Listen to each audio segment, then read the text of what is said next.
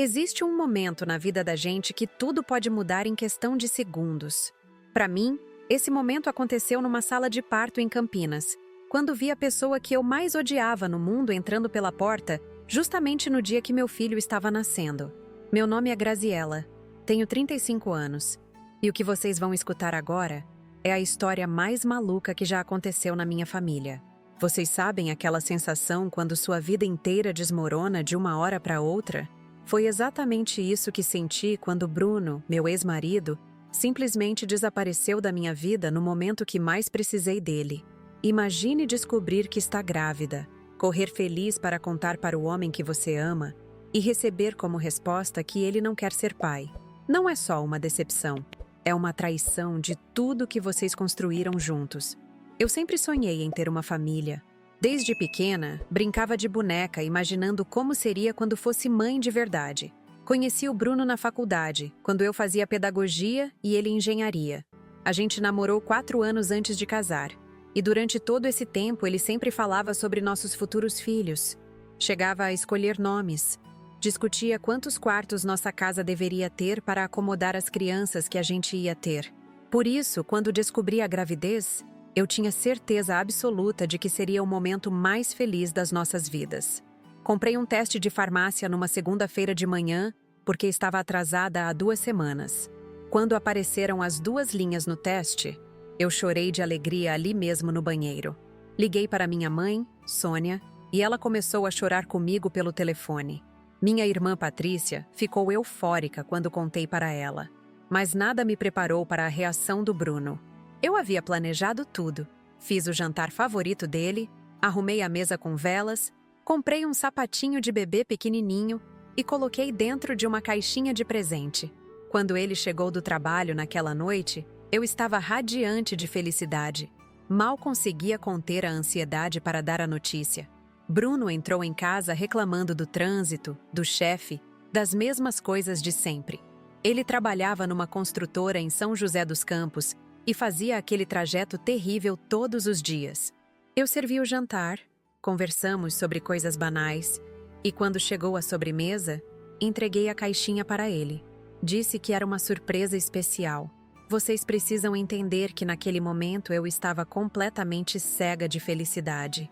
Eu já estava imaginando como ia ser decorar o quarto do bebê, que escola ele ia estudar, se ia puxar meus olhos ou o nariz do pai. Quando Bruno abriu a caixinha e viu o sapatinho, a expressão dele mudou completamente. Não foi alegria, não foi surpresa positiva, foi puro pânico. Ele ficou parado, segurando o sapatinho, me olhando como se eu tivesse acabado de contar que havia matado alguém. O silêncio durou uma eternidade. Eu perguntei se ele estava bem, se não tinha entendido o que significava aquele presente. Foi aí que ele disse as palavras que destroçaram meu coração.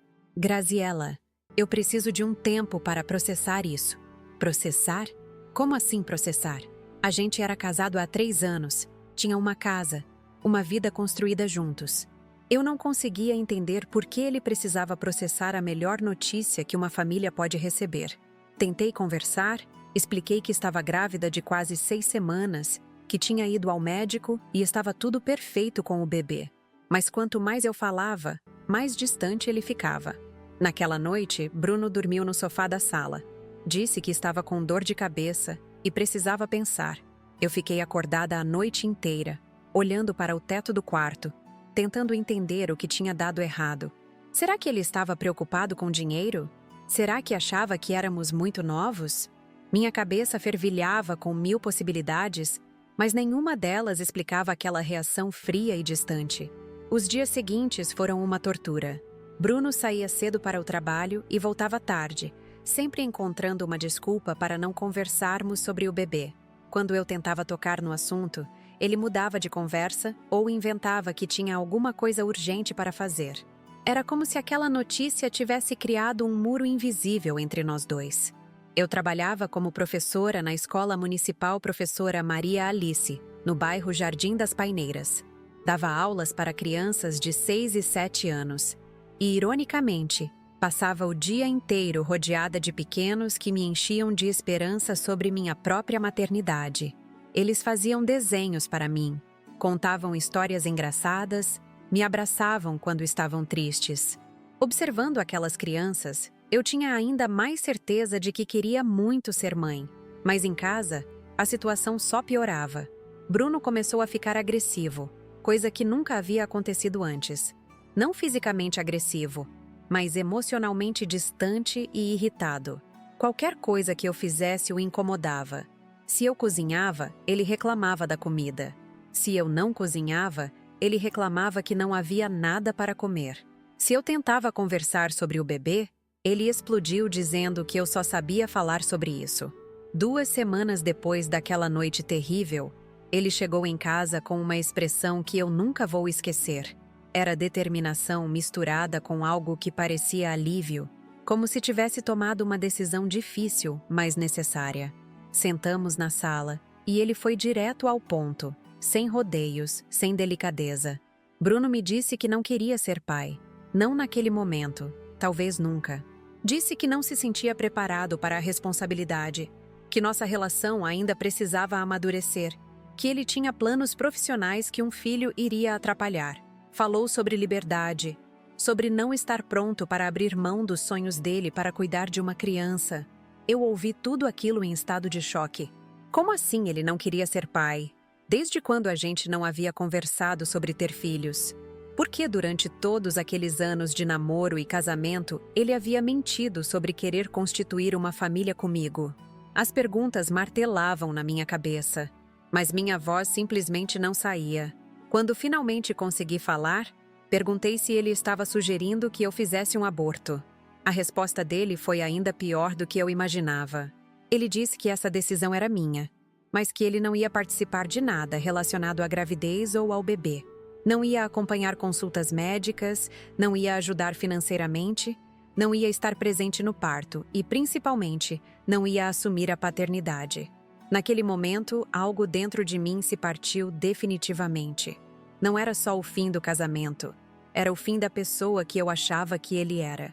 O Bruno que eu conhecia, que me fazia rir, que cuidava de mim quando eu estava doente, que sonhava junto comigo sobre nosso futuro, havia simplesmente desaparecido. No lugar dele, estava um homem frio, egoísta e covarde. Levantei da cadeira, olhei bem nos olhos dele e disse que estava ótimo. Se ele não queria ser pai, eu ia ser mãe sozinha.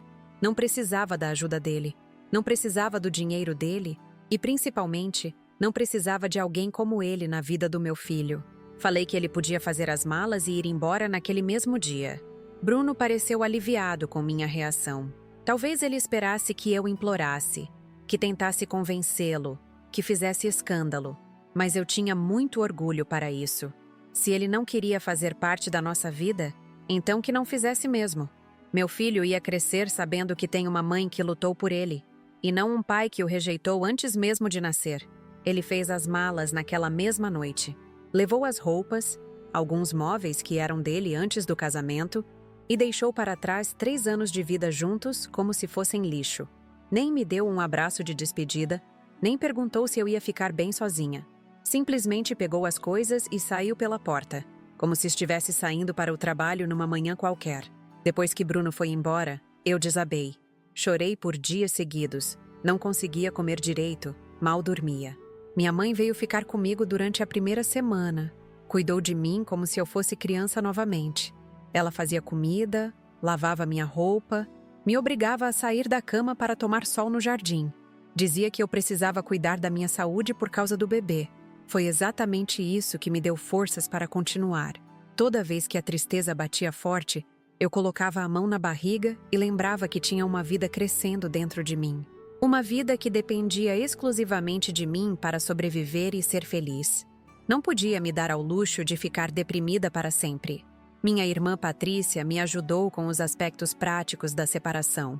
Ela é contadora, então cuidou de todos os papéis burocráticos, divisão de bens, essas coisas chatas mas necessárias.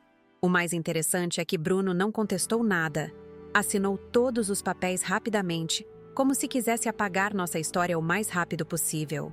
Durante toda a gravidez, ele nunca mais deu notícias.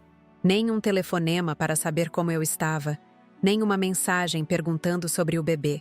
Era como se nós nunca tivéssemos existido na vida dele.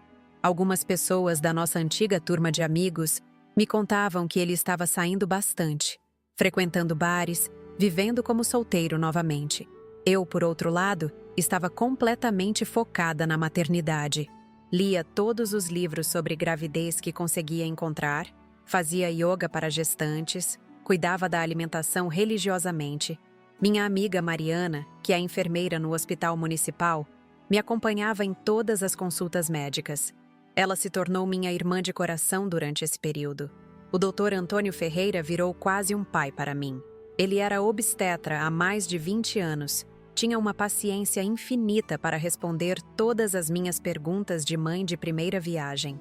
Sempre me tranquilizava quando eu ficava ansiosa. Explicava cada mudança do meu corpo, cada fase do desenvolvimento do bebê.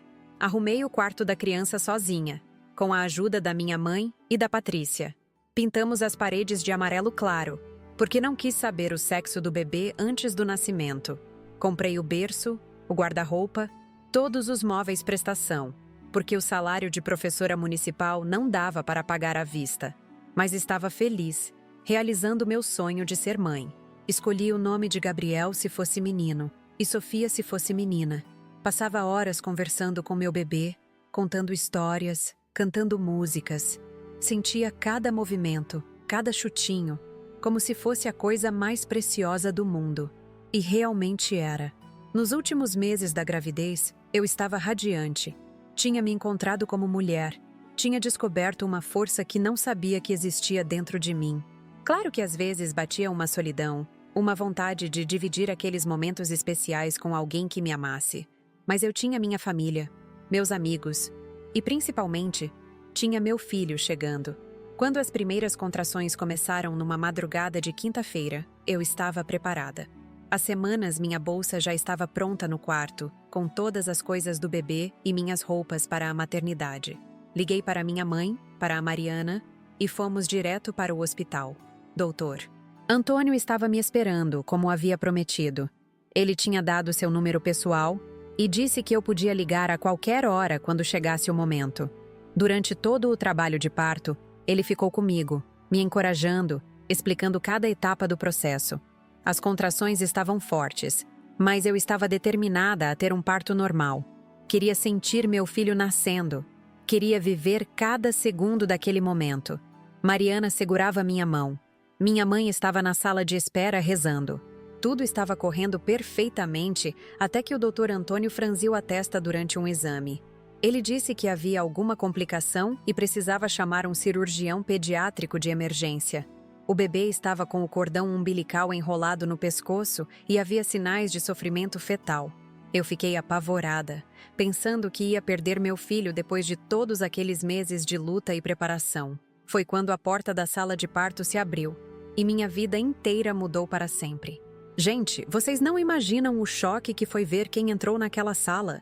De que cidade vocês estão assistindo esse vídeo? Deixem nos comentários, porque essa história vai mexer com a cabeça de vocês. Se inscrevam no canal Vingança do Dia, porque o que aconteceu depois disso? Deixa eu contar direitinho como tudo começou. Porque vocês precisam entender cada detalhe para compreender o tamanho da reviravolta que estava prestes a acontecer naquela sala de parto. Quando digo que minha vida mudou completamente, não é exagero. Foi literalmente do céu ao inferno em questão de dias. Eu estava atrasada há 16 dias exatos quando resolvi fazer o teste de gravidez. Normalmente eu era pontual como um relógio suíço, então já estava desconfiada. Mas sabe como é? A gente sempre arranja 1000 desculpas. Estresse no trabalho, mudança de alimentação, qualquer coisa para não admitir o óbvio. Naquele dia, acordei com um enjoo diferente. Não era apenas indisposição, era uma sensação estranha no estômago que nunca havia sentido antes. Levantei da cama devagar, fui até o banheiro e quando escovei os dentes, quase vomitei com o gosto da pasta. Ali eu soube que precisava tirar aquela dúvida de uma vez por todas. Saí de casa antes mesmo de tomar café da manhã. A farmácia mais próxima da minha casa ficava a 3 quarteirões, no centro do Jardim das Paineiras. Era uma segunda-feira cinzenta de agosto. Lembro perfeitamente. O céu estava nublado e fazia aquele friozinho gostoso de inverno paulista. Na farmácia, Fiquei uns 5 minutos parada na frente da prateleira dos testes de gravidez, sem coragem de pegar um. A farmacêutica, uma senhora simpática de uns 60 anos, percebeu minha hesitação e perguntou se eu precisava de ajuda. Expliquei minha situação e ela me recomendou uma marca específica, dizendo que era a mais confiável. Voltei para casa com o coração batendo descompassado. Bruno havia saído cedo para uma reunião em São José dos Campos e só voltaria no final da tarde. Eu tinha o dia inteiro para fazer o teste e processar o resultado antes de conversar com ele. Segui todas as instruções da embalagem religiosamente. Li umas 3 vezes para ter certeza de que estava fazendo tudo certo. Fiz o teste e coloquei sobre a pia do banheiro, marcando o tempo no celular. Eram os 3 minutos mais longos da minha vida. Enquanto esperava, fiquei imaginando como seria a reação do Bruno. A gente sempre falava sobre ter filhos. Era um assunto natural entre nós. Ele adorava crianças. Sempre parava para brincar com os sobrinhos quando visitávamos a família dele. Durante nosso namoro, passávamos em frente a lojas de bebê no shopping, e ele sempre comentava sobre quando chegasse nossa vez. Quando o timer do celular tocou, respirei fundo e olhei para o teste. 2 linhas bem definidas, sem margem para dúvida. Grávida. Sentei no vaso sanitário e comecei a chorar, mas eram lágrimas de pura felicidade. Finalmente ia realizar meu maior sonho. Liguei imediatamente para minha mãe. Ela estava na casa da minha tia Socorro, em Vila Industrial, ajudando com a mudança.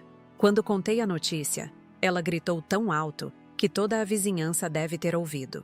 Disse que ia ser a avó mais coruja do mundo e que já estava planejando fazer um enxoval completo de tricô. Minha irmã Patrícia estava no escritório onde trabalha, na região central de Campinas. Quando liguei para ela, estava no meio de uma reunião, mas interrompeu tudo para falar comigo. Ela começou a chorar junto comigo pelo telefone e disse que ia ser a tia mais presente da história. Marcamos de nos encontrar no final da semana para começar a planejar tudo. O resto daquela manhã passou voando. Fiquei pesquisando na internet sobre gravidez, calculando a data provável do parto, lendo sobre os primeiros cuidados que deveria ter. Descobri que devia estar grávida de aproximadamente 5 semanas, o que significava que o bebê nasceria em abril. À tarde, fui até o centro da cidade comprar algo especial para dar a notícia ao Bruno. Queria que fosse um momento inesquecível para nós dois. Passei por várias lojas até encontrar o sapatinho perfeito. Um tênis lilás de bebê, pequenininho, com cadarços brancos. Comprei também uma caixinha de presente linda, papel de seda e um cartãozinho onde escrevi: "Para o melhor papai do mundo". Preparei o jantar favorito dele: bife à parmegiana com arroz, feijão e batata frita. Arrumei a mesa da sala de jantar com nossa louça mais bonita, acendi 2 velas aromáticas e coloquei uma música suave tocando no som. Estava tão ansiosa que mal consegui almoçar direito. Bruno chegou em casa por volta das 7 da noite, reclamando do trânsito terrível na Fernão Dias. Ele parecia cansado e estressado, mas eu estava tão eufórica que nem percebi os sinais. Falou alguma coisa sobre problemas na obra que estava supervisionando, sobre atrasos nos cronogramas, mas eu estava nas nuvens. Durante o jantar, tentei puxar conversa sobre família, sobre nossos planos para o futuro. Perguntei se ele ainda sonhava em ter filhos, se achava que nossa casa tinha espaço suficiente para uma criança. Ele respondeu de forma automática, sem prestar muita atenção, ainda pensando no trabalho. Quando terminamos o prato principal, fui buscar a sobremesa na cozinha. Tinha feito pudim de leite condensado, que era a sobremesa predileta dele desde criança. Coloquei a caixinha de presente ao lado do pratinho e voltei para a mesa com o coração disparado. Ele estranhou o presente e perguntou se era aniversário de alguém. Eu disse que era uma surpresa especial, que ele ia entender quando abrisse. Bruno sorriu pela primeira vez naquele dia e começou a desembrulhar cuidadosamente, tentando adivinhar o que poderia ser. Quando abriu a caixinha e viu o sapatinho, sua expressão mudou completamente. O sorriso desapareceu. Ele ficou pálido. Começou a tremer levemente. Pegou o sapatinho com cuidado, como se fosse algo frágil demais para suas mãos. O silêncio que se instalou na sala era ensurdecedor. Eu estava esperando ele me abraçar, me beijar, comemorar junto comigo. Mas a reação foi exatamente oposta. Ele me olhou com uma expressão que eu nunca havia visto antes. Uma mistura de pânico e desespero. Foi aí que percebi que alguma coisa estava muito errada. Tem certeza? Foi a primeira coisa que ele conseguiu falar. Expliquei sobre o teste, sobre os sintomas que estava sentindo, sobre a consulta médica que já havia marcado para confirmar. A cada palavra minha, ele parecia afundar mais na cadeira, como se o peso do mundo tivesse caído sobre seus ombros. Bruno levantou da mesa sem terminar a sobremesa. Foi até a janela da sala e ficou olhando para a rua em silêncio. Eu o segui, tentando entender sua reação. Coloquei a mão no ombro dele e perguntei se estava tudo bem, se havia algum problema que eu não sabia. Ele se virou para mim com lágrimas nos olhos e disse que precisava de tempo para processar a notícia. Tempo? Como assim tempo? Não era como se fosse uma surpresa total. A gente sempre havia conversado sobre ter filhos. Tentei argumentar, mas ele estava visivelmente abalado. Naquela noite, pela primeira vez em 3 anos de casamento, dormimos separados. Ele pegou um travesseiro e um cobertor e se instalou no sofá da sala. Disse que estava com dor de cabeça e precisava ficar sozinho para pensar.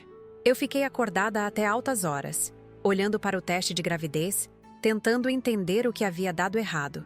Os dias que se seguiram foram uma montanha-russa emocional. Bruno saía cedo para o trabalho e voltava tarde, claramente evitando ficar sozinho comigo em casa. Quando tentávamos conversar sobre o bebê, ele mudava de assunto ou inventava alguma desculpa para sair do ambiente. Uma semana depois, ele chegou em casa numa sexta-feira com uma expressão diferente. Parecia determinado, como se tivesse tomado uma decisão importante. Pediu para conversarmos na sala. Disse que havia refletido bastante sobre nossa situação. Sentamos no sofá onde tantas vezes havíamos planejado nosso futuro juntos. E ele começou a falar de forma fria e calculista. Disse que não se sentia preparado para ser pai, que tinha medo da responsabilidade, que achava que éramos jovens demais para uma mudança tão drástica. Eu ouvia em choque, sem conseguir acreditar no que estava escutando. Como assim não estava preparado? Ele tinha 28 anos, um emprego estável, éramos casados, tínhamos uma casa. O que mais precisávamos para estar preparados? Perguntei se ele estava sugerindo que eu interrompesse a gravidez. A pausa que ele fez antes de responder já me deu a resposta que eu não queria ouvir. Ele disse que essa decisão cabia a mim, mas que ele não ia participar de nada relacionado ao bebê se eu decidisse continuar com a gravidez. Naquele momento, senti como se tivesse levado um soco no estômago. O homem com quem eu havia me casado, com quem planejava envelhecer junto, estava me abandonando no momento mais importante da nossa vida. Não era só o fim do casamento. Era a morte de todos os sonhos que tínhamos construído juntos. Levantei do sofá, olhei bem nos olhos dele e disse que sua posição estava clara. Se ele não queria ser pai, problema dele. Eu ia ter meu filho com ou sem o apoio dele. Falei que podia fazer as malas e ir embora quando quisesse, porque não ia implorar para ninguém ficar. Bruno pareceu aliviado com minha reação. Talvez esperasse lágrimas, súplicas, chantagem emocional. Mas eu tinha orgulho demais para me humilhar por alguém que não queria estar ali. Se ele não enxergava a bênção que estava crescendo dentro de mim, então não merecia fazer parte da nossa vida. Ele fez as malas naquele mesmo final de semana. Foi uma experiência surreal ver 3 anos de convivência sendo divididos em caixas de papelão. Ele levou suas roupas, alguns móveis que eram dele antes do casamento, seus livros de engenharia. Deixou para trás as fotos de nossa lua de mel, os presentes de casamento, todos os vestígios da vida que construíramos juntos. Quando ele saiu pela porta pela última vez, carregando a última caixa, eu senti uma mistura de alívio e dor profunda. Alívio porque não ia mais ter que lidar com a frieza e indiferença dele. Dor porque havia perdido o grande amor da minha vida, o homem que achava que ia ser o pai dos meus filhos. Depois que Bruno foi embora, eu passei por uma fase muito difícil. Chorava por qualquer motivo. Não conseguia me concentrar no trabalho. Perdi o apetite completamente. Minha mãe ficou preocupada e veio passar alguns dias comigo, cuidando para que eu me alimentasse direito e descansasse. Foi ela quem me fez perceber que eu não podia me dar ao luxo de ficar deprimida para sempre. Tinha uma vida crescendo dentro de mim que dependia exclusivamente de mim para se desenvolver saudável. Não podia deixar que a atitude covarde do Bruno prejudicasse o bem-estar do meu bebê. Comecei a frequentar um grupo de apoio para mães solteiras que funcionava na igreja do bairro. Conheci outras mulheres que estavam passando ou haviam passado por situações parecidas. Ouvir suas histórias me deu força e esperança de que era possível criar um filho sozinha e ser feliz. A primeira consulta médica foi emocionante e assustadora ao mesmo tempo.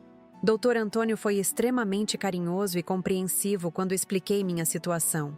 Disse que ia me acompanhar durante toda a gravidez e que eu podia contar com ele para qualquer dúvida ou emergência. No ultrassom, quando ouvi o coraçãozinho do meu bebê batendo pela primeira vez, eu chorei litros. Era a prova real de que havia uma vida crescendo dentro de mim, uma vida que dependia do meu amor e cuidado. Naquele momento, prometi ao meu filho que ia ser a melhor mãe do mundo, que ele nunca ia sentir falta de um pai que não o quis. Os meses foram passando e eu fui me adaptando à nova realidade. Aprendi a gostar da minha própria companhia, a valorizar os momentos de silêncio em casa, a sonhar com o futuro que ia construir junto com meu bebê.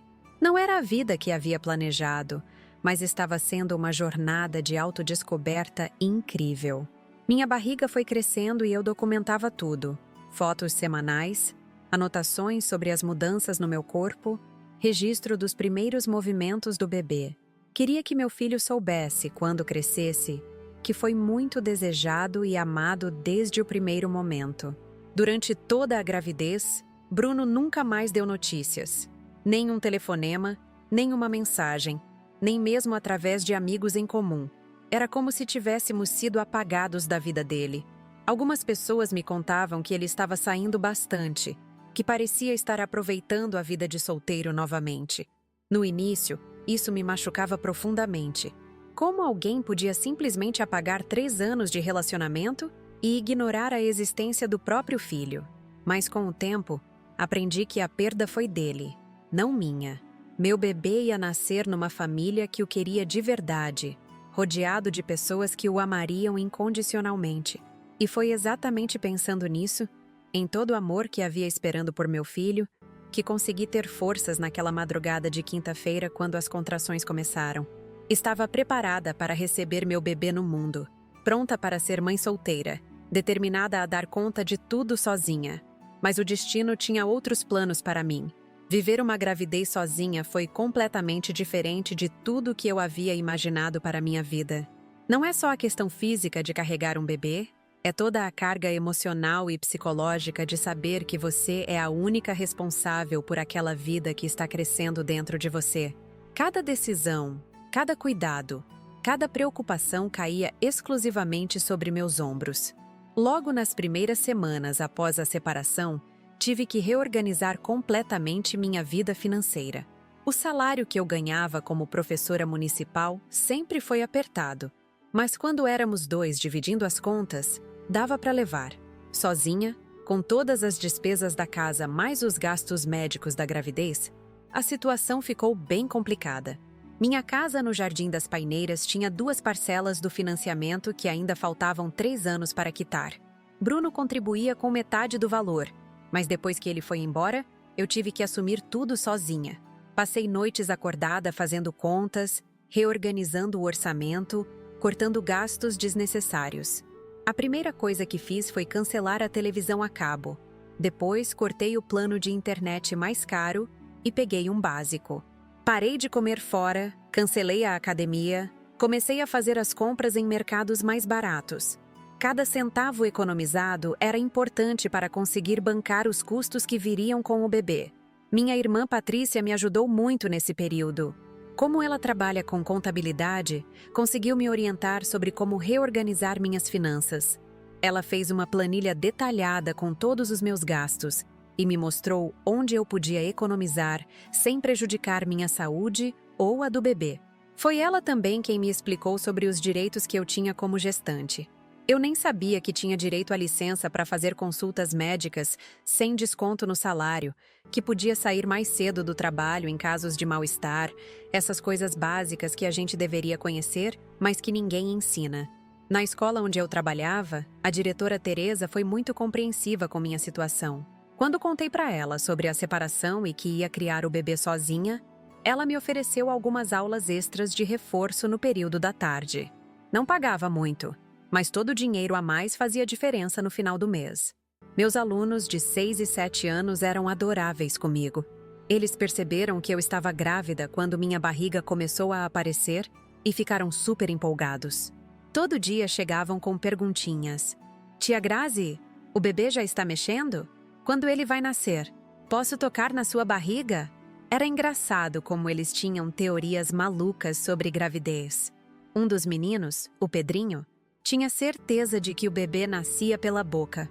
Uma menina, a Isabela, achava que eu havia engolido uma semente e por isso estava crescendo uma criança na minha barriga. Essas inocências deles me alegravam todos os dias.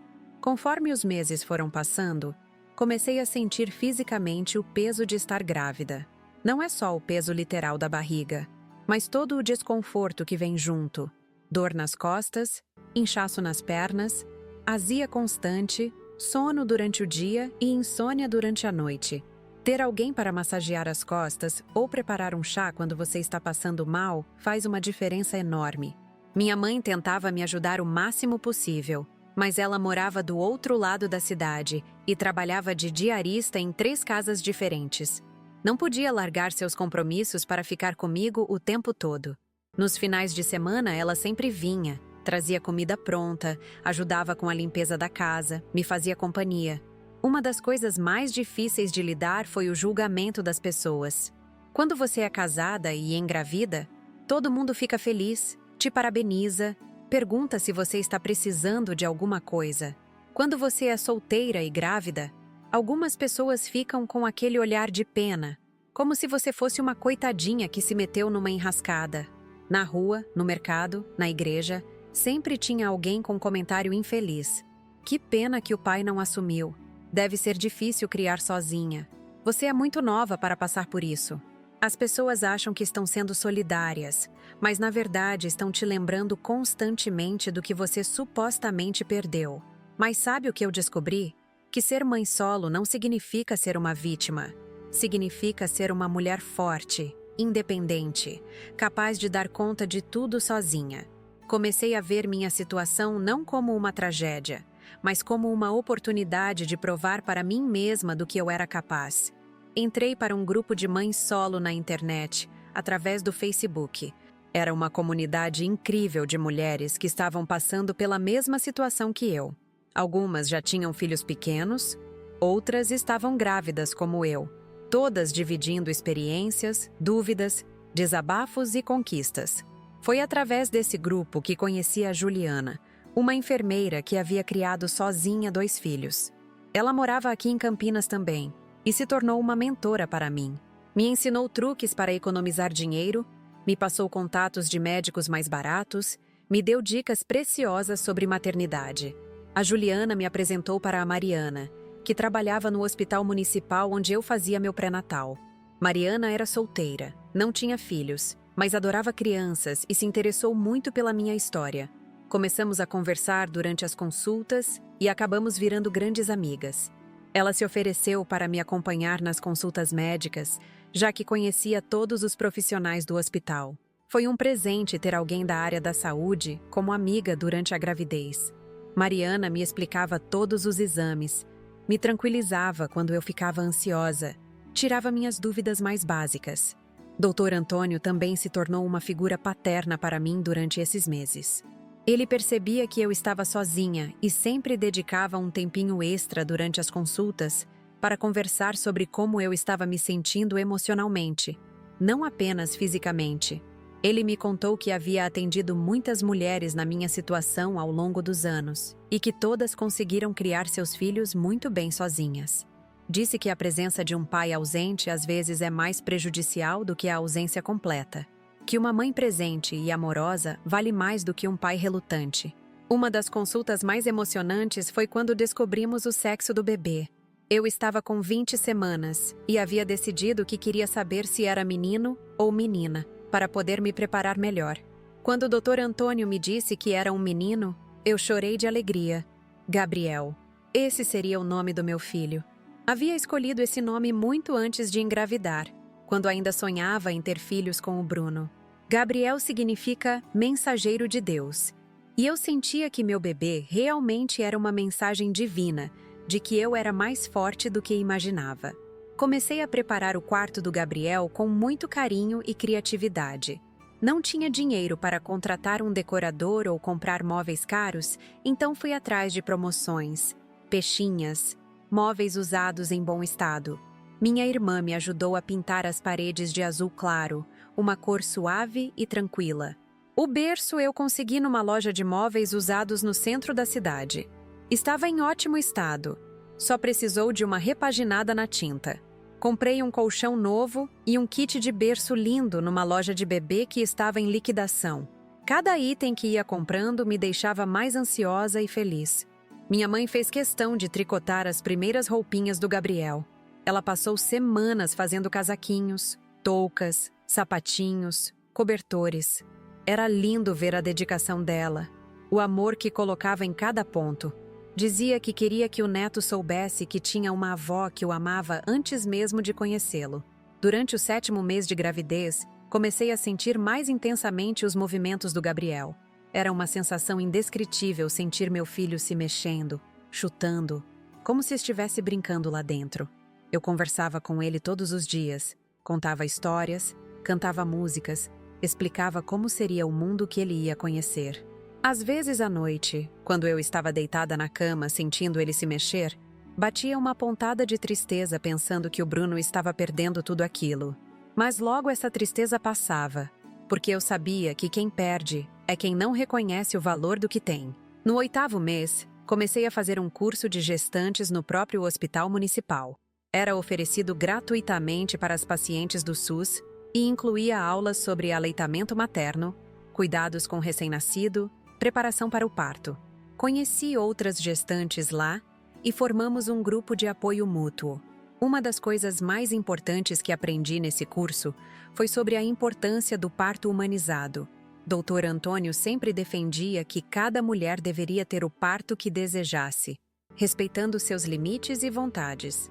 Eu queria muito ter um parto normal, sentir meu filho nascendo naturalmente.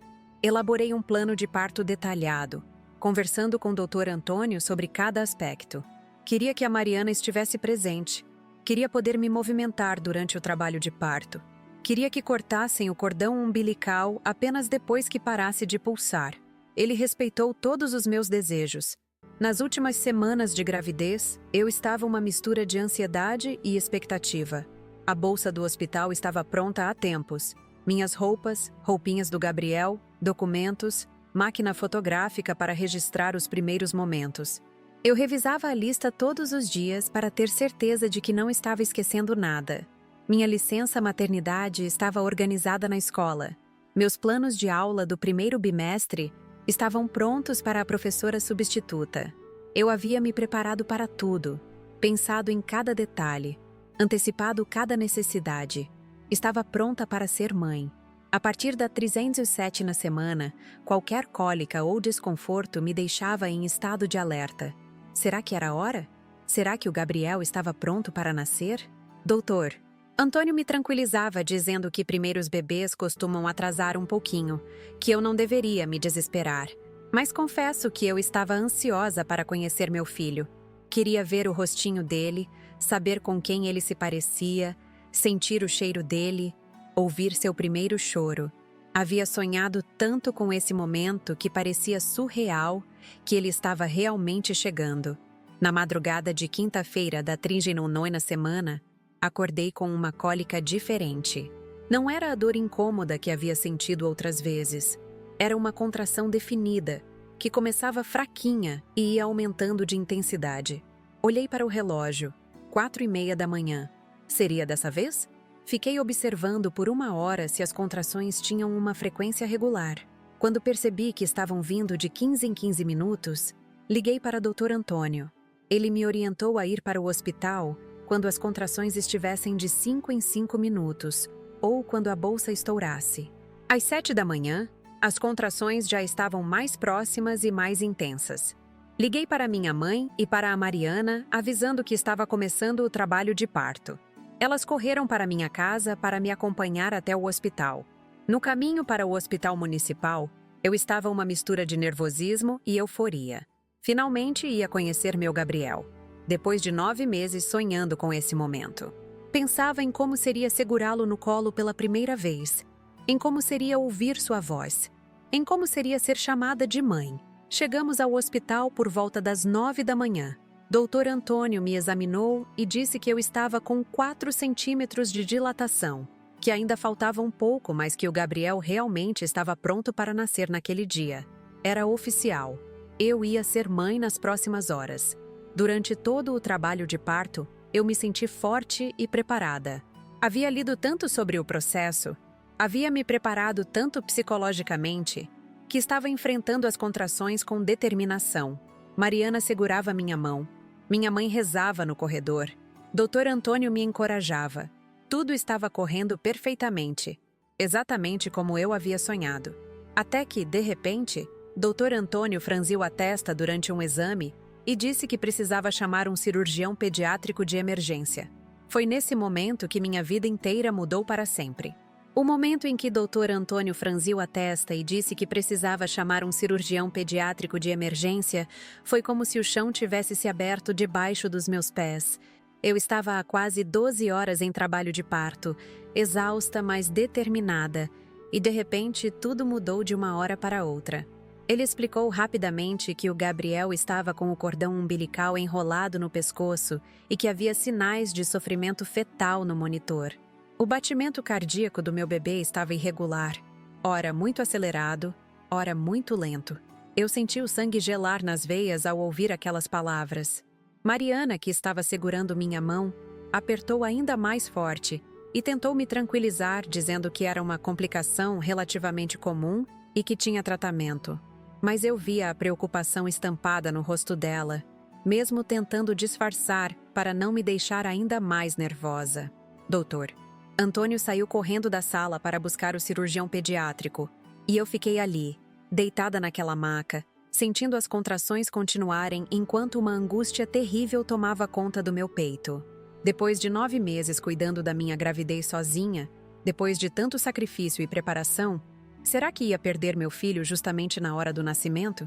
A enfermeira-chefe, Dona Cleusa, uma senhora experiente de uns 50 anos que trabalhava no hospital há décadas, entrou na sala para monitorar minha situação. Ela tinha um jeito maternal de falar que me acalmava um pouco.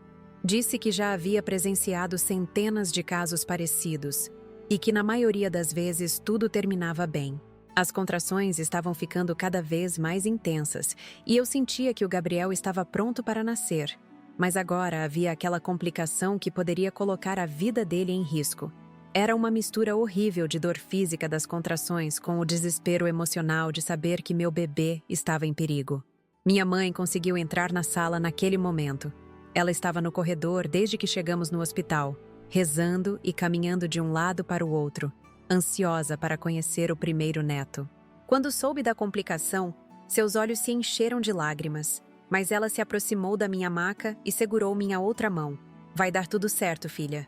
Gabriel é um guerreiro, igual a mãe dele. Ela disse com a voz embargada.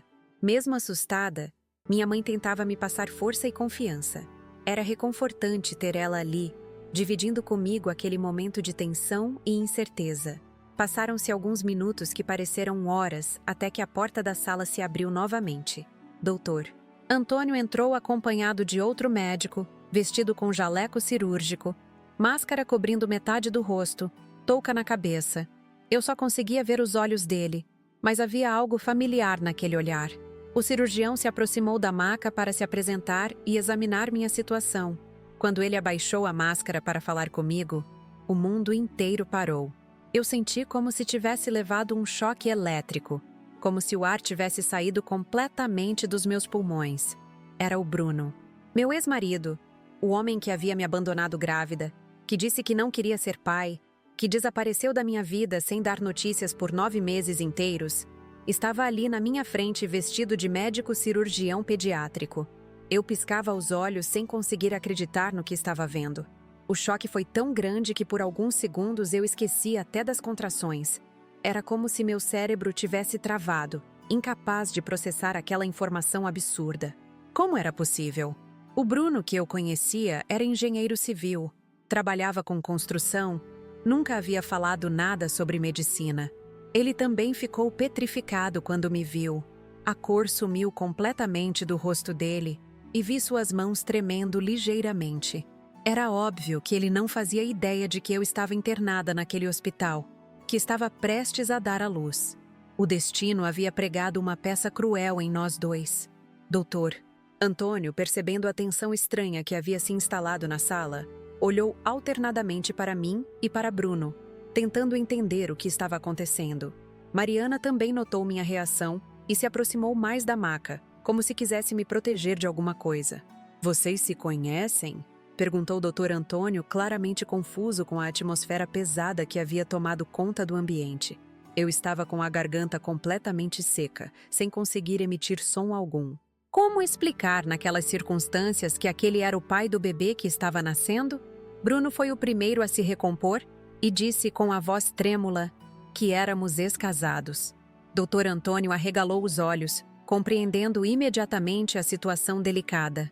Ele conhecia minha história, sabia que o pai da criança havia abandonado a gravidez, mas nunca imaginaria que fosse se deparar com uma coincidência tão surreal. "Meu Deus do céu!" sussurrou minha mãe, que também reconheceu Bruno imediatamente. Ela nunca havia gostado muito dele, principalmente depois da forma como ele me tratou durante a gravidez. Vê-lo ali naquela situação deixou ela visivelmente perturbada. Naquele momento, uma contração particularmente forte me atingiu, e eu gritei de dor. Foi como se a realidade voltasse com tudo. Eu estava tendo um bebê que precisava de ajuda médica urgente, e independente de qualquer drama pessoal, meu filho era a prioridade absoluta. Bruno se forçou a entrar em modo profissional, mesmo visivelmente abalado. Ele se dirigiu ao monitor cardíaco para analisar os batimentos do Gabriel e pediu para Dr. Antônio explicar detalhadamente o que havia observado. Sua voz estava diferente, mais grave e controlada, tentando disfarçar o nervosismo. Enquanto eles conversavam sobre minha situação médica, eu ficava observando Bruno em silêncio, ainda tentando processar a loucura daquele momento. Ele estava diferente, mais magro, cabelo cortado mais curto, uma barba que não existia quando éramos casados. Parecia mais maduro, mais sério.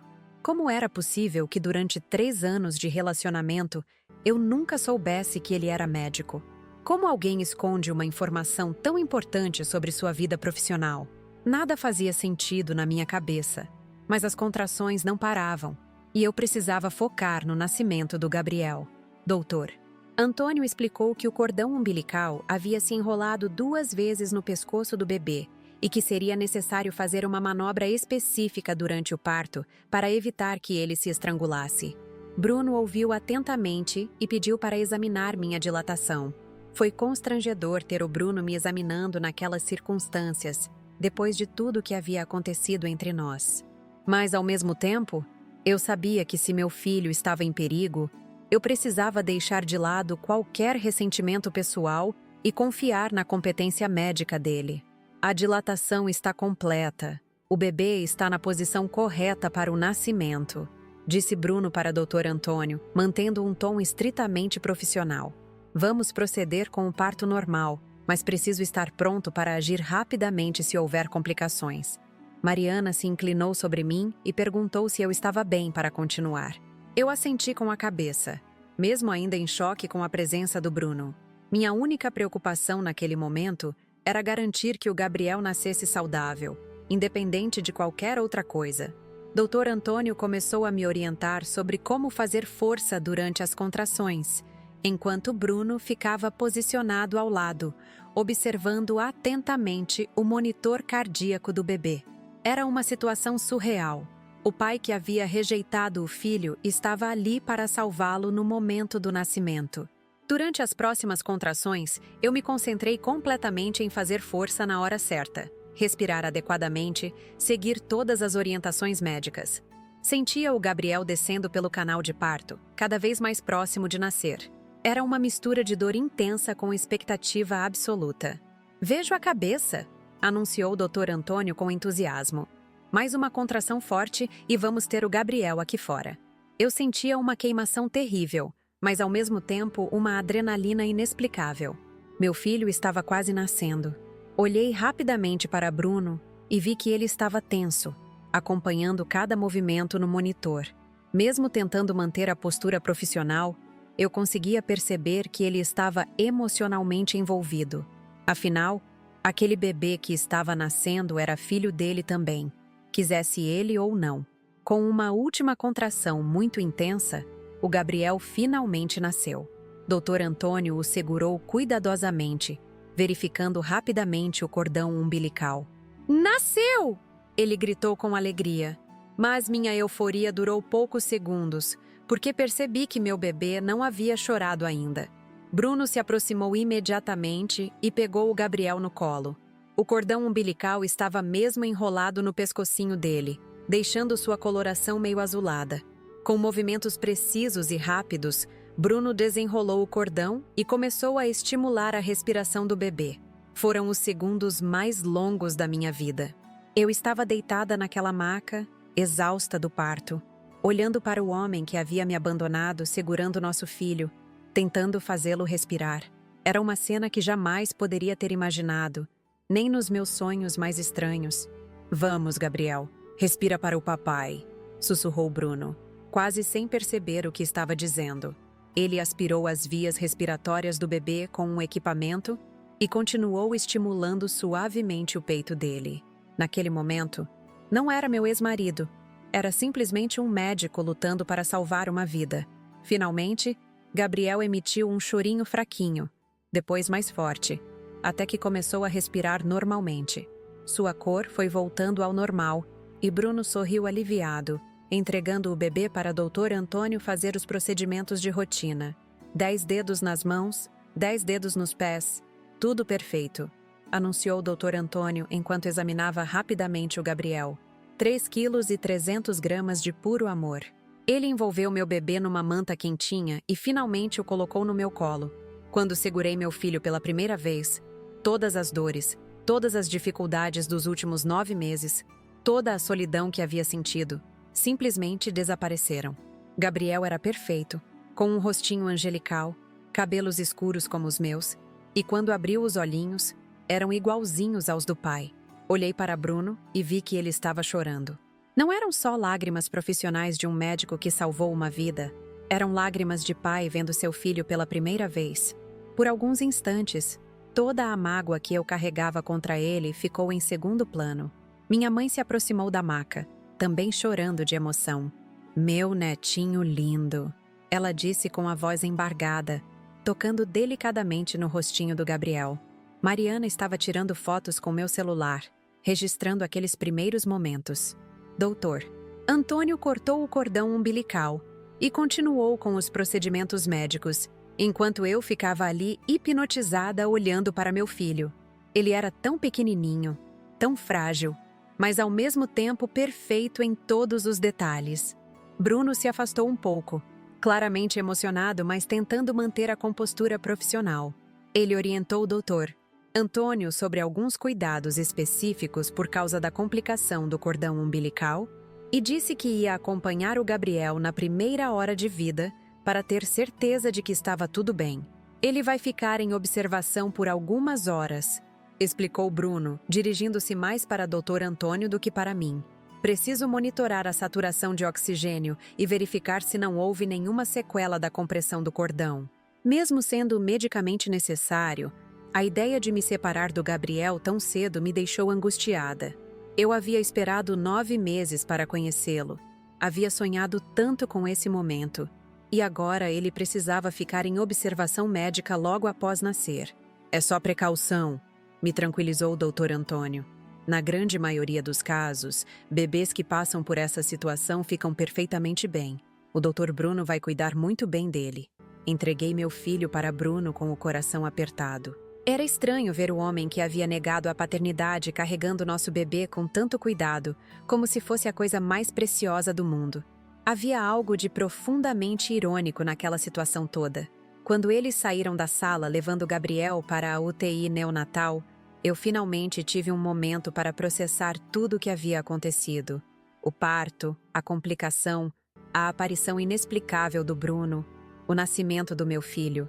Era informação demais para um cérebro cansado conseguir organizar. Mariana ficou comigo enquanto o Dr. Antônio terminava os procedimentos pós-parto. Ela estava tão chocada quanto eu com toda aquela situação.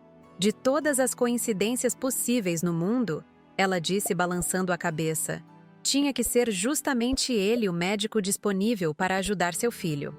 Minha mãe estava visivelmente perturbada com a presença do Bruno. Ela nunca havia perdoado a forma como ele me abandonou durante a gravidez. Que cara de pau! Ela murmurava. Agora aparece querendo fazer papel de herói depois de ter abandonado vocês. Mas eu sabia que a situação era mais complexa do que isso.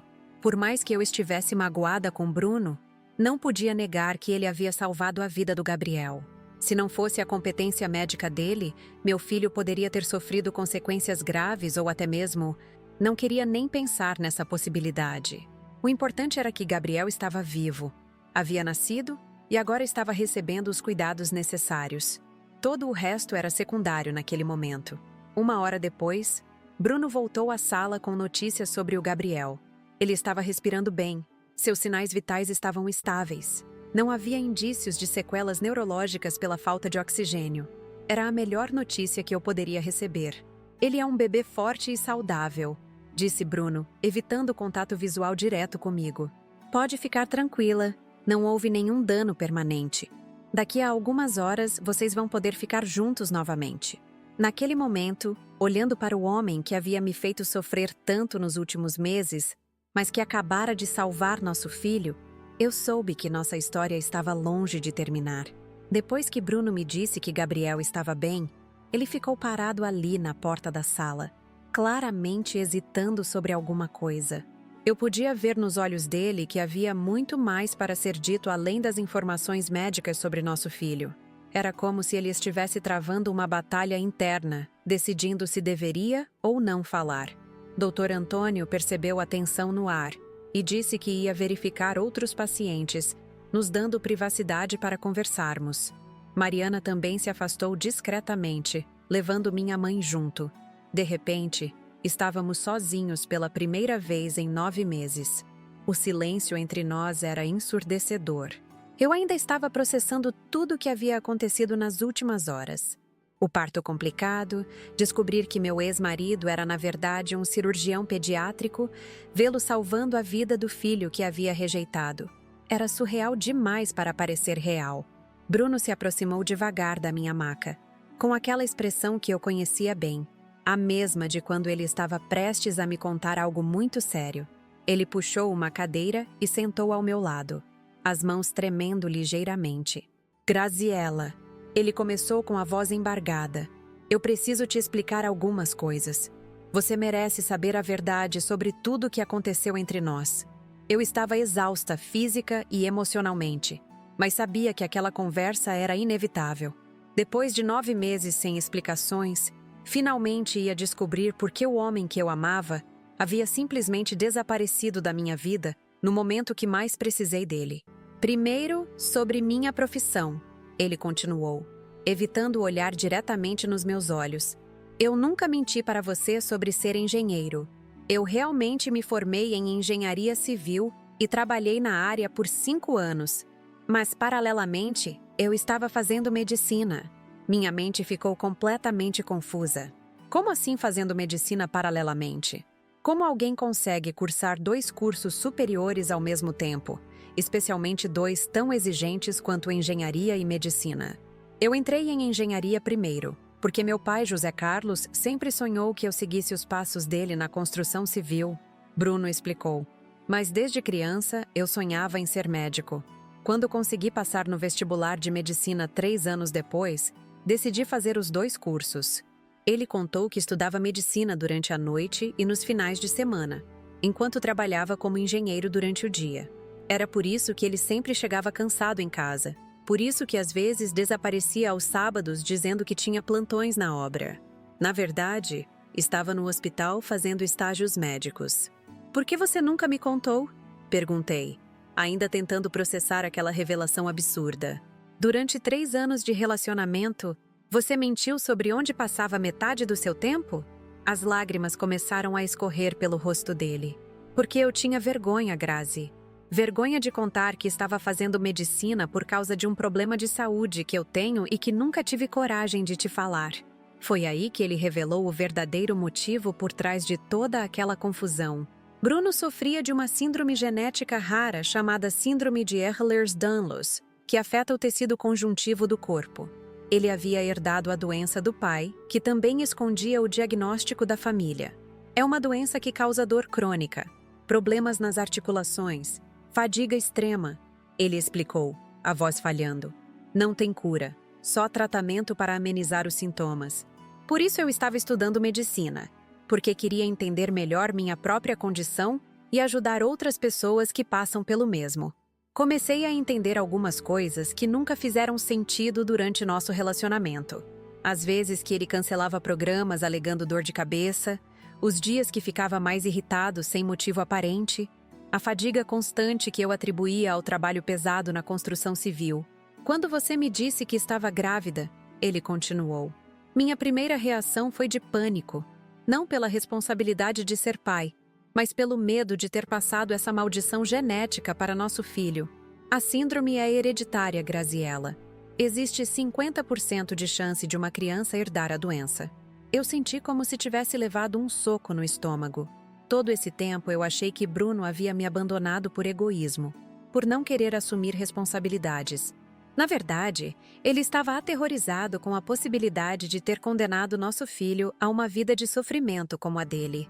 Eu não conseguia dormir pensando que havia criado uma criança destinada a sentir dor todos os dias da vida. Ele disse, soluçando. Imaginava nosso filho crescendo, descobrindo a doença, me odiando por ter passado isso para ele. Era um peso que eu não conseguia carregar. Bruno contou que depois que saiu de casa, ele havia terminado a residência médica em cirurgia pediátrica numa velocidade recorde. Trabalhou 16 horas por dia durante meses, se jogando completamente no trabalho para tentar esquecer a dor de ter nos abandonado. Toda noite eu pensava em você, em como estava passando pela gravidez sozinha, se estava precisando de alguma coisa, se o bebê estava se desenvolvendo bem, ele confessou. Mas eu estava convencido de que vocês ficariam melhor sem mim. A transferência dele de São José dos Campos para Campinas havia acontecido apenas na semana anterior. O hospital municipal estava precisando urgentemente de um cirurgião pediátrico, e ele se candidatou para a vaga, sem saber que era exatamente o hospital onde eu fazia meu pré-natal. Quando entrei naquela sala e vi você ali, prestes a dar à luz, senti como se o universo estivesse me dando uma segunda chance, ele disse. E quando segurei Gabriel nos meus braços, quando vi aquele rostinho perfeito, quando ele começou a respirar, eu soube que havia cometido o maior erro da minha vida. Naquele momento, Dr. Antônio voltou à sala carregando Gabriel. Meu bebê estava acordado, olhinhos bem abertos, curioso com o mundo ao redor. Quando o segurei novamente, senti aquela sensação indescritível de completude, como se finalmente estivesse no lugar certo do universo. Bruno ficou observando nós dois em silêncio, com uma expressão de profunda tristeza misturada com amor. Era óbvio que ele estava se apaixonando pelo filho no exato momento em que o estava vendo pela primeira vez de verdade. Não como médico, mas como pai. Posso segurá-lo? Ele perguntou hesitante, como se estivesse pedindo permissão para tocar em algo sagrado. Entreguei Gabriel para Bruno e vi algo mágico acontecer. O homem que havia fugido da paternidade por medo, agora olhava para seu filho com uma mistura de amor incondicional e admiração absoluta. Gabriel pareceu reconhecer a voz do pai, porque parou de se mexer e ficou calminho em seus braços. "Oi, meu príncipe", Bruno sussurrou, tocando delicadamente o rostinho do bebê. "Papai está aqui agora e nunca mais vai embora." Lágrimas escorriam livremente pelo rosto dele enquanto falava com Gabriel. Desculpa por ter demorado para te conhecer, filho. Papai estava com medo, mas agora entendeu que você é o maior presente que Deus poderia dar para ele. Assistir aquela cena me emocionou profundamente. Por mais que eu estivesse magoada com Bruno, não podia negar que o amor dele por Gabriel era genuíno e poderoso. Era como se ver o filho tivesse despertado algo nele que estava adormecido. Grazi, ele disse, ainda segurando Gabriel, eu sei que não mereço seu perdão. Sei que te causei uma dor terrível, que te abandonei no momento que mais precisava de mim. Mas eu te imploro, me dê uma chance de consertar as coisas. Ele explicou que já havia começado o tratamento para a síndrome com os melhores especialistas de São Paulo. Estava tomando medicamentos para controlar a dor e a fadiga, fazendo fisioterapia, cuidando melhor da saúde física e mental. Quanto ao Gabriel, ele continuou, já marquei consulta com um geneticista para fazer todos os exames necessários. Se ele herdou a síndrome, vamos enfrentar isso juntos. Hoje existem tratamentos muito mais eficazes do que quando eu era criança. Bruno falou sobre suas pesquisas na área de doenças genéticas raras, sobre os avanços da medicina, sobre como crianças com Ehlers-Danlos podiam ter uma vida normal com o acompanhamento adequado. Mesmo que ele tenha herdado a doença, isso não significa que vai sofrer como eu sofri, ele disse com convicção. A medicina evoluiu muito, e se for necessário, eu vou dedicar minha vida inteira para garantir que nosso filho tenha a melhor qualidade de vida possível. Olhando para Bruno segurando Gabriel, vendo o arrependimento sincero em seus olhos, sentindo o amor genuíno que ele demonstrava por nosso filho, comecei a abrir meu coração para a possibilidade do perdão. Você me magoou muito, Bruno. Eu disse honestamente. Passei 9 meses achando que você era um homem egoísta que havia me abandonado por covardia. Descobrir que, na verdade, você estava tentando nos proteger muda tudo. Ele se aproximou da minha maca, ainda carregando Gabriel, e pela primeira vez em meses olhou diretamente nos meus olhos. Eu te amo, Graziella. Sempre te amei. E mesmo que eu tenha errado feio, mesmo que tenha tomado a decisão mais estúpida da minha vida, meu amor por você nunca mudou. Gabriel começou a fazer barulhinhos, como se estivesse aprovando a conversa dos pais. Bruno sorriu pela primeira vez desde que havia entrado naquela sala. Um sorriso genuíno de felicidade pura. Ele é perfeito, Bruno disse, admirando cada detalhe do rostinho do filho. Tem seus olhos, sua boca delicada, mas puxou meu nariz e meu cabelo. É a mistura perfeita de nós dois. Naquele momento, Mariana voltou à sala acompanhada de minha mãe. Quando viram Bruno segurando Gabriel, ficaram visivelmente surpresas. Minha mãe, em particular, não sabia como reagir depois de ter passado meses consolando a filha que havia sido abandonada pelo marido. Dona Sônia, Bruno se dirigiu à minha mãe respeitosamente. Eu sei que a senhora tem todos os motivos do mundo para me odiar. Sei que causei muito sofrimento a Graziella e que a senhora teve que cuidar da sua filha quando era minha obrigação estar presente. Ele pediu desculpas sinceramente. Explicou brevemente sobre sua condição médica e o medo que havia sentido. Minha mãe ouviu tudo em silêncio, avaliando se aquela demonstração de arrependimento era genuína ou apenas manipulação emocional. O que importa agora é esse menino, ela disse finalmente, tocando a mãozinha do Gabriel. Se vocês vão conseguir resolver seus problemas, isso é entre vocês. Mas Gabriel precisa ter uma família unida e feliz. Doutor. Antônio voltou para fazer os últimos exames em Gabriel e liberá-lo para o quarto. Tudo estava perfeitamente normal. O bebê havia superado completamente a complicação do parto. Poderíamos ficar juntos a partir daquele momento. Quando chegamos ao quarto da maternidade, Bruno se ofereceu para ficar conosco durante a noite. Disse que queria acompanhar os primeiros momentos de vida do Gabriel, ajudar com os cuidados, estar presente para tudo que havia perdido. Aceitar a presença dele era um risco emocional enorme. Eu ainda estava processando todas as revelações.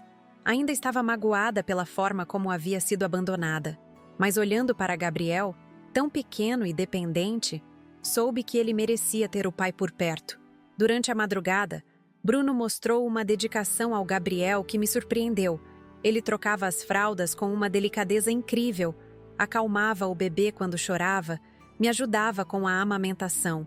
Era como se todos os instintos paternos dele tivessem despertado de uma vez. Ele é tão pequeno, tão frágil. Bruno sussurrava, while observava Gabriel dormindo. Como eu pude pensar em perdê-lo? Como fui capaz de abrir mão da chance de ser pai dessa criança maravilhosa? Na manhã seguinte, quando recebermos alta do hospital, Bruno perguntou se podia nos acompanhar para casa. Ele queria continuar ajudando com Gabriel. Queria participar ativamente da vida do filho que quase perdeu por causa do próprio medo. Eu não espero que você me perdoe imediatamente, ele disse enquanto arrumávamos as coisas do Gabriel. Sei que vai levar tempo para reconstruir a confiança que eu destruí, mas eu imploro, me dê a chance de provar que mudei. Olhei para meu filho dormindo peacefully em seus braços e soube que nossa história estava apenas começando. O Bruno que estava ali comigo não era o mesmo homem que havia me abandonado grávida. Era alguém que havia enfrentado seus próprios demônios e estava pronto para ser o pai e o parceiro que Gabriel e eu merecíamos. Nossa família estava finalmente reunida. E mesmo que houvesse muito trabalho pela frente para curar as feridas do passado, eu sentia que tínhamos uma segunda chance real de ser felizes juntos. Gente, chegamos ao final dessa história completamente maluca que mudou minha vida para sempre. Quando comecei a contar para vocês sobre aquela madrugada de quinta-feira, quando as contrações começaram, eu nunca imaginei que vocês iam me acompanhar numa jornada tão intensa e cheia de reviravoltas. Olhando para trás, ainda parece surreal tudo o que aconteceu. Imaginem vocês, uma mulher grávida, abandonada pelo marido, prestes a dar à luz sozinha. E de repente, o homem que a rejeitou aparece na sala de parto vestido de médico para salvar a vida do próprio filho. Se alguém me contasse essa história antes de eu viver, eu diria que era coisa de novela. Mas a vida real às vezes é mais dramática que qualquer ficção, não é mesmo? E o que mais me impressiona é como o destino tem formas misteriosas de consertar as coisas. Se o Gabriel não tivesse nascido com aquela complicação no cordão umbilical, se o hospital não precisasse de um cirurgião pediátrico naquele exato momento, se Bruno não tivesse sido transferido para Campinas justamente naquela semana, nossa história teria sido completamente diferente. Hoje, 3 meses depois do nascimento do Gabriel, posso dizer que estamos reconstruindo nossa família passo a passo. Não foi fácil perdoar Bruno por ter me abandonado durante a gravidez, mesmo sabendo agora que ele estava tentando nos proteger do medo dele. A dor de ter passado 9 meses sozinha, achando que havia sido rejeitada, não desaparece da noite para o dia. Mas o Gabriel mudou tudo. Vê-lo nos braços do pai, observar como Bruno se derrete de amor sempre que segura nosso filho, presenciar a dedicação dele em ser o melhor pai possível, isso foi curando meu coração aos pouquinhos. O amor que ele demonstra pelo Gabriel é genuíno, poderoso, transformador. Fizemos os exames genéticos que Bruno havia prometido e, graças a Deus, Gabriel não herdou a síndrome de Ehlers-Danlos. Quando recebemos o resultado, Bruno chorou de alívio durante horas. Disse que finalmente podia relaxar e aproveitar a paternidade sem o peso da culpa que carregava. Descobrir sobre a doença do Bruno também me fez entender muitas coisas do nosso relacionamento que nunca fizeram sentido. Às vezes que ele cancelava programas alegando cansaço, os dias que ficava mais irritado sem motivo aparente, a forma como ele às vezes se isolava quando estava com dor. Ele estava lutando contra uma condição debilitante há anos e eu nem desconfiava. Agora, ele está fazendo o tratamento adequado com uma equipe médica especializada em São Paulo. Toma medicamentos para controlar a dor e a inflamação. Faz fisioterapia 3 vezes por semana. Mudou completamente a alimentação. Alguns dias ainda são difíceis para ele, mas a diferença é notável. O que mais me impressiona é como Bruno se transformou depois que se tornou pai. Ele sempre foi uma pessoa carinhosa, mas com o Gabriel ele desenvolveu uma paciência e uma delicadeza que eu nunca havia visto. Acorda de madrugada para ajudar com as mamadas, troca fraldas sem reclamar, passa horas conversando com o nosso bebê, como se ele entendesse cada palavra. Voltamos a morar juntos há 2 semanas. Foi uma decisão que levamos muito tempo para tomar, porque não queríamos nos precipitar. Conversamos durante meses sobre nossos sentimentos, sobre os erros do passado, sobre como queríamos construir nosso futuro como família. A casa no Jardim das Paineiras, que havia se tornado um lugar de tanta tristeza durante minha gravidez solitária, voltou a ser um lar cheio de amor e esperança. Gabriel tem seu quarto decorado com todo carinho. Bruno instalou um berço no nosso quarto também para facilitar os cuidados noturnos. E aos poucos estamos criando novas memórias felizes. Minha mãe, que no início estava muito desconfiada com o retorno do Bruno, acabou se rendendo ao ver como ele trata o neto. Ela diz que nunca viu um pai tão dedicado quanto ele. Minha irmã Patrícia também aprovou nossa reconciliação, principalmente depois de ver como nossa família ficou completa. Bruno conseguiu uma posição fixa no Hospital Municipal de Campinas, então não precisa mais fazer aqueles trajetos longos para São José dos Campos. Isso significa mais tempo em casa conosco, mais qualidade de vida para a nossa família. Ele adora o trabalho como cirurgião pediátrico e sempre chega em casa contando histórias emocionantes sobre os pequenos pacientes que ajudou. Uma das coisas mais lindas de observar é como Gabriel reconhece o pai. Quando Bruno chega do trabalho e fala com ele, nosso bebê imediatamente sorri e se anima. É como se eles tivessem uma conexão especial, compensando talvez aqueles meses iniciais que perderam. Voltei a trabalhar na escola municipal na semana passada e tem sido uma experiência incrível conciliar maternidade com minha profissão. Meus alunos estavam ansiosos para conhecer o Gabriel e fazem perguntas adoráveis sobre como é ser mãe. Eles até fizeram desenhos para ele, que guardamos com muito carinho. Dr. Antônio continua acompanhando o desenvolvimento do Gabriel nas consultas de rotina. Ele sempre comenta como nossa história é extraordinária e diz que em 20 anos de profissão nunca viu uma coincidência tão impactante quanto a nossa. Mariana virou madrinha do Gabriel e está sempre presente nos momentos importantes. Mas nem tudo são flores. Preciso ser honesta com vocês. Reconstruir um relacionamento depois de uma traição emocional como a que sofri exige muito trabalho de ambas as partes. Bruno está fazendo terapia individual para lidar com os traumas da doença e o medo que ela causou na vida dele. Nós também começamos terapia de casal para resolver as questões que ficaram mal resolvidas. Alguns dias são mais difíceis que outros.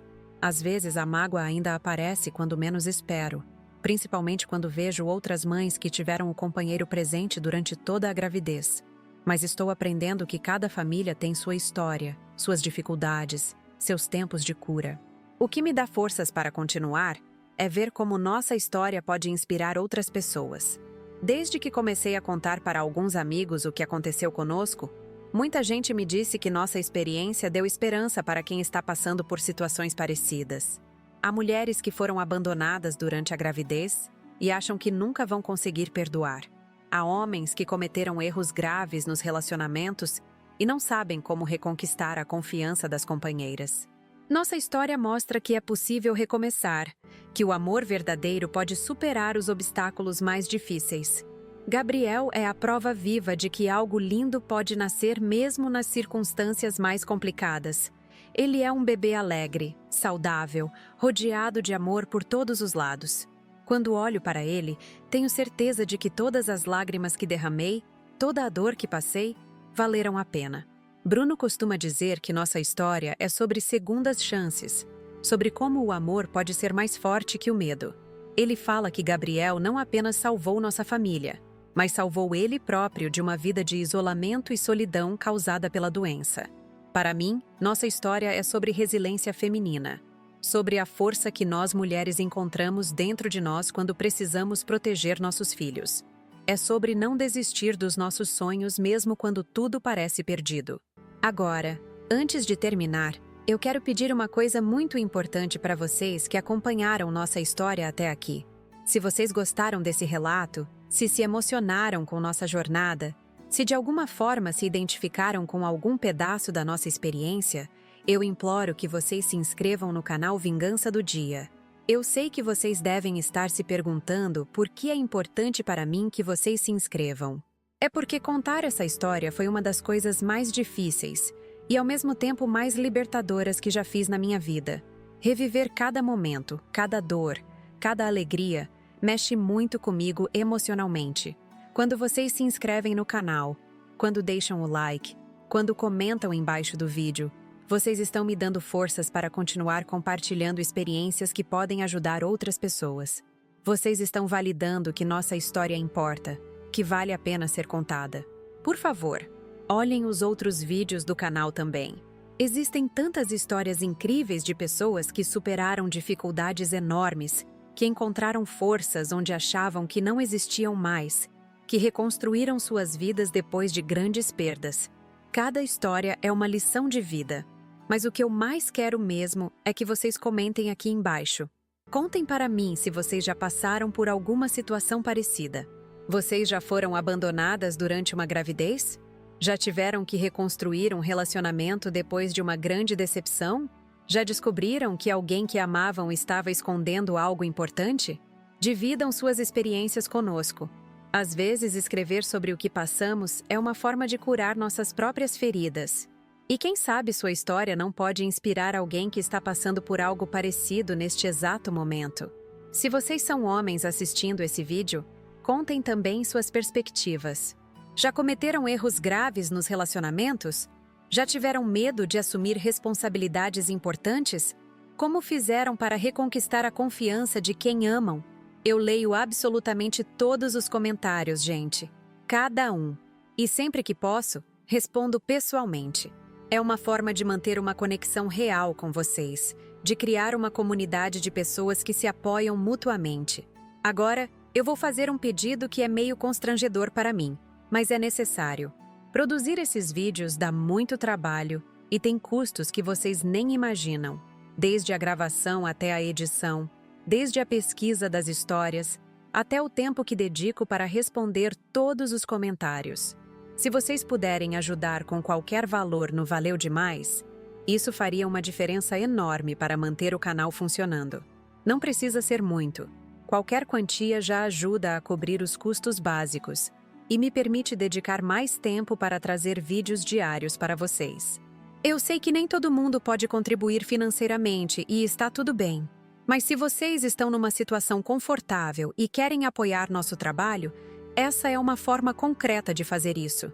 Com a ajuda de vocês, posso investir em melhor qualidade de áudio, melhor iluminação, contratar ajuda para a edição, essas coisas que fazem toda a diferença. O Valeu Demais é uma forma de doação que o próprio YouTube oferece, então é super seguro e fácil de usar.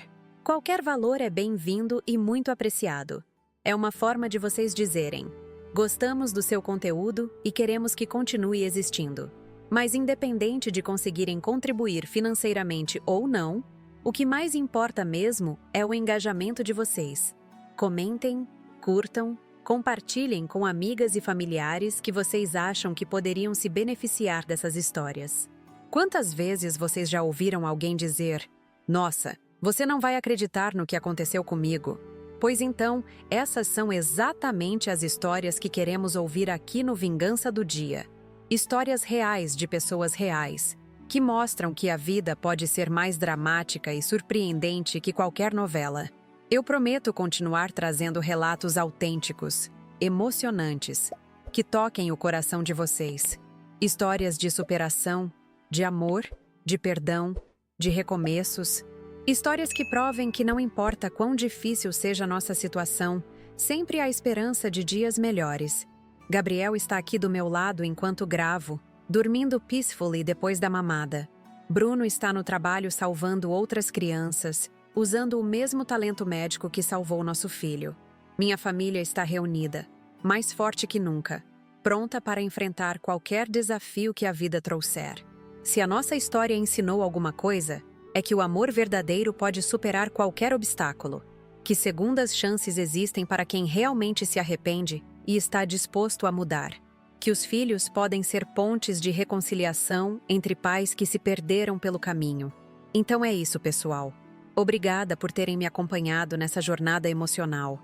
Vocês não imaginam como é reconfortante poder dividir essa experiência com pessoas que realmente se importam. Se inscrevam no canal, deixem o like, comentem suas próprias histórias e se puderem ajudar no Valeu Demais, Eu fico eternamente grata. Até o próximo vídeo. E lembrem-se, não importa quão escura pareça a noite, o amanhecer sempre chega.